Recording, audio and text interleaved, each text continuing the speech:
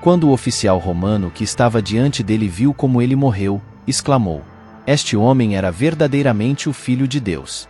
Os momentos finais da vida de Jesus são narrados em Marcos, capítulo 15, versículos 33 a 39. Sua jornada até a cruz foi dolorosa. Ele foi abandonado, ridicularizado, humilhado e torturado. Agora, pendurado na cruz, Jesus dá seu último suspiro. Em Marcos 15 a 33, é relatado que ao meio-dia, uma escuridão cobriu toda a terra até as 3 da tarde, ou seja, das 12 horas às 15 horas. Essa escuridão sobrenatural ocorreu quando o sol estava em seu ponto mais alto, e como era a lua cheia, não poderia ter sido causada por um eclipse, pois a lua cheia não se posiciona entre a Terra e o Sol. Esse fenômeno foi sem dúvida uma intervenção direta de Deus. Flegonte de Trales, um liberto do imperador Adriano, descreve esse evento. Eusébio, em seus registros históricos, cita extensivamente Flegonte, que afirma que no 4º ano da 202ª Olimpíada ocorreu um grande e extraordinário eclipse do Sol, superando qualquer outro já visto, transformando o dia em noite por volta do meio-dia, de forma que as estrelas eram visíveis no céu. Ele também menciona um grande terremoto na Bitínia que destruiu muitas casas na cidade de Niceia. Flegonte atribuiu a escuridão a um eclipse, uma conclusão natural dada o conhecimento astronômico limitado da época. São Cipriano sugere que o Sol retirou seus raios e fechou os olhos para não testemunhar o crime dos judeus, e São Crisóstomo comenta que a criação não pôde suportar o mal feito ao seu Criador, por isso o Sol se retirou. À 9ª hora, Jesus clamou em alta voz: "Eloi, Eloi, lama sabachthani", que significa: meu Deus, por que me abandonaste?" Alguns dos presentes interpretaram isso como um chamado a Elias, acreditando que ele poderia ter alguma relação com o Messias, aumentando o mistério e o horror da situação. Em Marcos 15 a 36, é mencionado que uma pessoa molhou uma esponja em vinagre, colocou-a numa vara e deu para Jesus beber, dizendo: "Deixe, vamos ver se Elias vem tirá-lo." Então, Jesus clamou em alta voz e entregou o Espírito. Nesse momento, o véu do templo se rasgou em 2, de cima a baixo. Havia 2 véus no templo, um separando o lugar santo e outro diante do Santo dos Santos.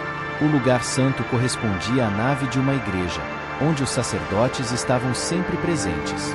O Santo dos Santos era comparável ao coro do presbitério, a parte mais sagrada do edifício, sempre fechado e acessível apenas ao sumo sacerdote uma vez por ano, no dia da expiação. O véu que se rasgou quando Jesus morreu era o que ficava diante do Santo dos Santos. Era a tarefa dos sacerdotes, na noite da preparação, durante a oração da noite, abrir o véu externo para expor o espaço sagrado ao povo no pátio externo. Nesse momento, para sua surpresa, testemunhariam o véu interno rasgado de cima a baixo. Segundo Joséfo, esses véus eram de grande volume, pesados e ricamente bordados com ouro e púrpura.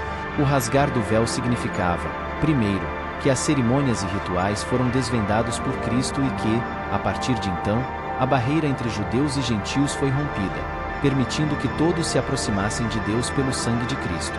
Em segundo lugar, simbolizava que o caminho para o céu foi aberto pela morte de Jesus, abrindo o reino celestial para todos os crentes. Até então, o céu estava fechado para todos, mas com a morte de Cristo, o véu foi rasgado e o caminho foi aberto.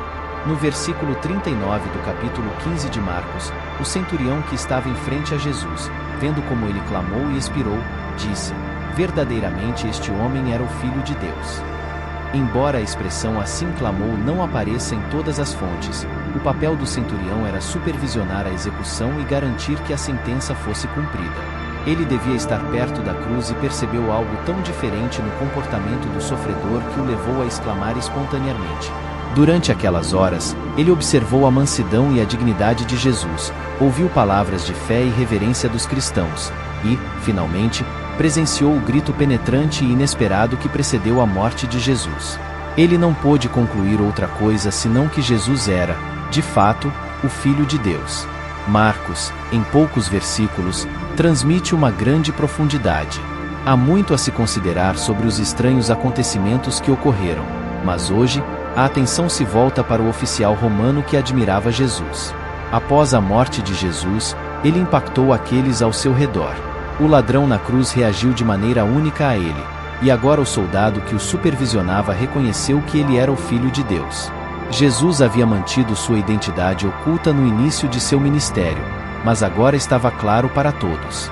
Como comandante, o centurião era responsável pelos soldados que lidavam com Jesus.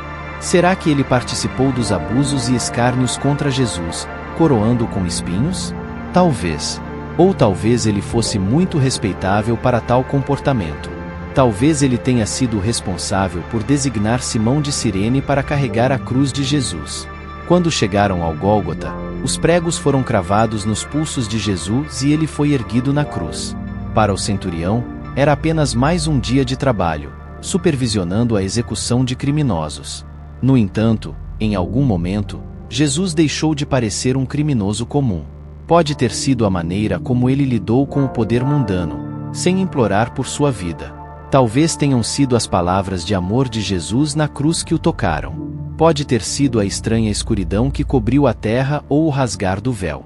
Ou talvez Jesus tenha transmitido uma verdade profunda para aquele oficial. Enquanto o centurião observava o corpo sem vida de Jesus, algo se mexeu em sua alma. Seja o que for, podemos imaginar ele olhando para a cruz, atônito, enquanto tentava entender o que havia presenciado. Ele concluiu: este homem era realmente o Filho de Deus. Que declaração para um oficial romano fazer! Se algum dos líderes religiosos tivesse ouvido, certamente teriam ficado furiosos. Afinal, eles passaram o dia anterior convencendo Roma a executar Jesus precisamente porque ele estava se proclamando o Filho de Deus. É uma coisa reconhecer Jesus como Filho de Deus enquanto ele estava vivo. Pedro menciona isso em capítulo 8, versículos 29 a 30, onde diz: E vós, quem dizeis que eu sou? Tu és o Cristo Jesus. Então, ordenou que não contassem isso a ninguém. Reconhecer Jesus como Filho de Deus enquanto ele estava vivo é uma coisa, e reconhecê-lo como tal após a ressurreição é outra. Muitas pessoas chegaram à fé após a ressurreição, mas este oficial romano pode ter sido a única pessoa a reconhecê-lo como Filho de Deus no momento de sua morte, quando toda a esperança parecia perdida. E o que aconteceu com aquele oficial romano depois disso? Não sabemos. É possível que ele tenha ficado abalado nos dias que se seguiram, especialmente quando começaram a circular rumores de que Jesus estava vivo. Talvez ele tenha percebido a seriedade de suas ações contra Jesus. O que sabemos é que não era tarde demais para ele. Enquanto Jesus estava na cruz, ele estava pagando o preço pelos pecados, incluindo os do oficial romano. Ele estava abrindo o caminho para que este oficial pudesse estar com o Pai no reino dos céus. Se gostou do conteúdo, curta o vídeo e se inscreva no nosso canal Curiosidades Históricas para fortalecer o nosso trabalho. Até mais!